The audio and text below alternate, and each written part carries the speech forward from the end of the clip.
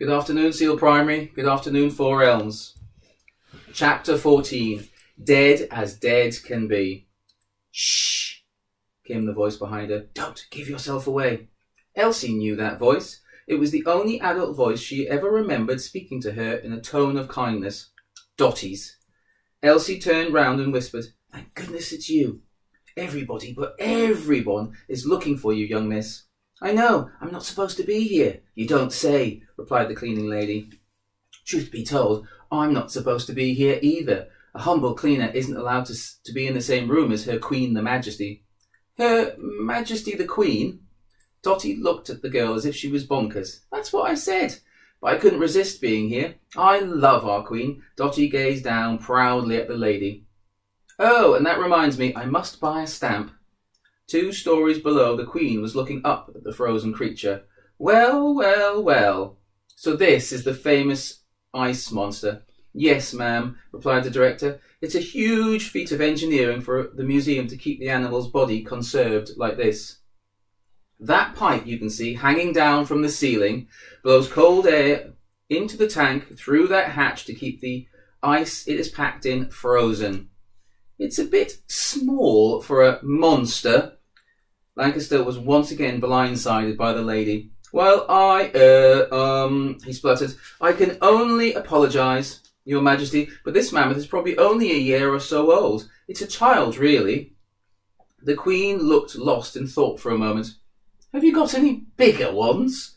Lancaster looked desperately around at the faces of the assembled great and good for help, but none came. No, I'm afraid not, ma'am. Finding any prehistoric creature, let alone one in such perfect condition, is extremely rare. This is the find of the century. My dear departed husband, Prince Albert, would have liked it. Such a shame he isn't here with me to see this. Albert loved animals. I am more of an opera fan myself, aren't I, Munchie? Her elegant companion smiled weakly. You have a unique singing voice, Your Majesty. His wry answer made the old lady chuckle. Ha! The chuckle turned into a cough. Ha! A concerned Abdul steadied her. Thank you, Munchie. I don't know what I'd do without you. Nor me without you, Your Majesty. The unlikely pair shared a smile, then the Queen looked back up at the mammoth. Does it do anything? She inquired. I'm so sorry, Your Majesty. What do you mean? Replied Lancaster.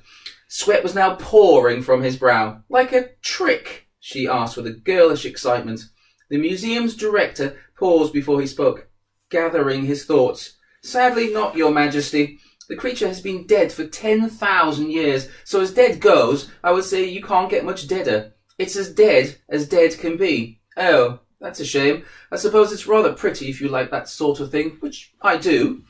Lancaster shuffled awkwardly. Do you have any other questions, Your Majesty? The Queen thought for a moment. When are we having the tea and cake? I was dragged halfway across London to come here. These days I don't like to leave the palace too much. At my age it all becomes a bit of a bother, but my eyes lit up at the promise of tea and cake, you see, and I haven't seen so much as a scone. I meant any questions about the mammoth, Your Majesty? The what? The creature here? No, replied the Queen with her customary bluntness. Shame it's dead already, came a deep voice from the shadows of the hall, or I would shoot it. All heads turned to see who had so rudely interrupted Her Majesty the Queen. Chapter 15. Extinction Business. Out of the darkness stepped a figure dressed in a pith helmet, knee-high lace-up boots, and a khaki coat. A plume of grey cigar smoke followed it. Who the blazes is that? Demanded the Queen, struggling to see. Oh, no, stammered Lancaster. Who is it? Lady Buckshot, the big game hunter, Your Majesty, replied Lancaster. Oh, no, agreed the Queen. Disapproving murmurs echoed round the hall. What is she doing here? Pressed the Queen. Well, ma'am, replied the hunter, I shot and killed every single stuffed animal in the museum. Such a shame the animals weren't armed, or they could have fired back, hissed the Queen to Abdul, just loud enough for Buckshot to hear. Ha ha! Abdul couldn't help but laugh out loud. It's a shame this here monster's already dead, began Buckshot. It would have been my great pleasure to shoot it right between the eyes. Well, Lady Buckshot, spluttered Lancaster. The mammoth as a species has long since been extinct. I am in the extinction business, replied the hunter. I would wipe out every last creature on earth if I could. How delightful for you, said the Queen sarcastically. Now where's this tea and cake?